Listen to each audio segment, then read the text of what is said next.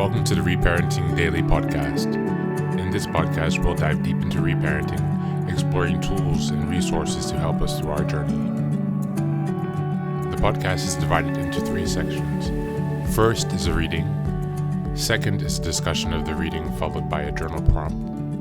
And the last section is a peaceful meditation for closing.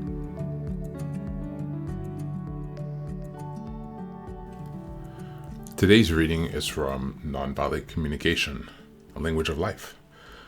This book is by Marcia Rosenberg. It's an excellent read and I highly suggest it.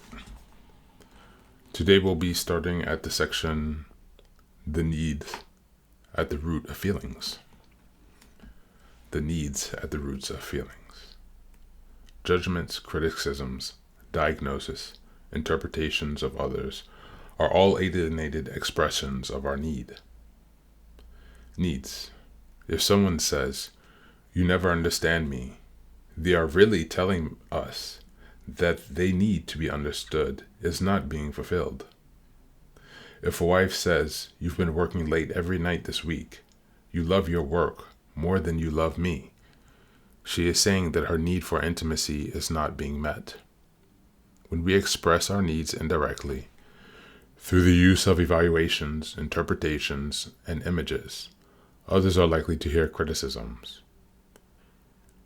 And when people hear anything that sounds like criticism, they tend to invest their energy in self-defense or counterattack. If we wish for a compassionate response from others, it is self-defeating to express our needs by interrupting or diagnosing their behavior. Instead, the more directly we can connect our feelings to our own needs, the easier it is for others to respond to us compassionately. Unfortunately, most of us have never been taught to think in terms of needs. We are accustomed to thinking about what's wrong with other people when our needs aren't being fulfilled. Thus, if we want coats to be hung up in the closet, we may characterize our children as lazy for leaving them on the couch. Or we may interpret our coworkers as irresponsible when they don't go about their tasks the way we would prefer them to. Thank you, and that's today's reading.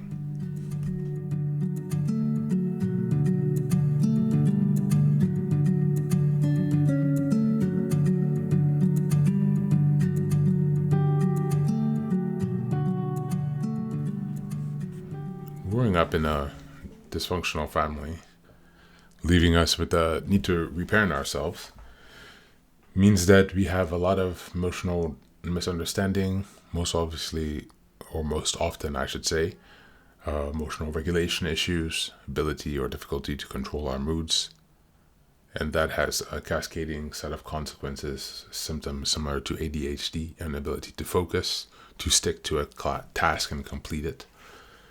And so one thing that it's important to highlight as we enrich our understanding of feelings is that they are actually backed in our needs.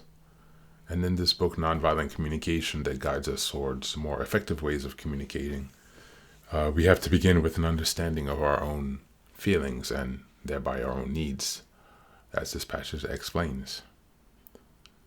Our needs are reflected in our feelings, and oftentimes people are not consciously making the connection. And this can be the case for 2 parties in a certain exchange. And so it becomes increasingly challenging, increasingly important for at least one party to have that grounding where they can pull the other into this form of thinking, because if not, you can easily get caught away. And it's funny how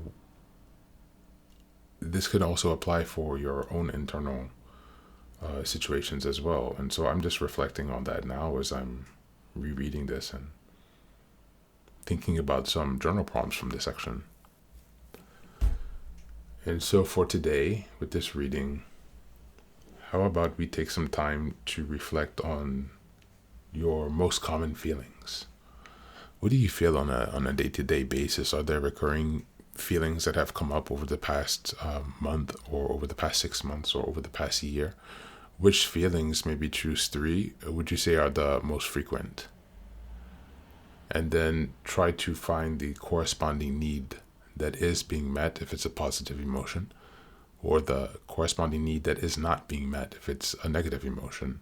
So try to reflect on that for the past 6 months or a year, however long you can reflect back. What are the three most predominant feelings and emotions you are experiencing in a range of situations? Do any three stick out to you? That also might give you something else to think about if those emotions don't stick to you or come out to you.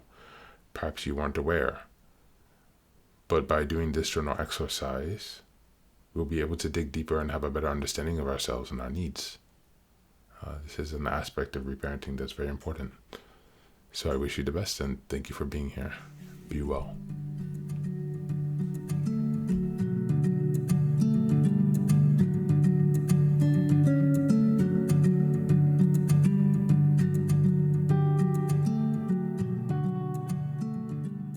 And now, let us move on to the final section, the meditation.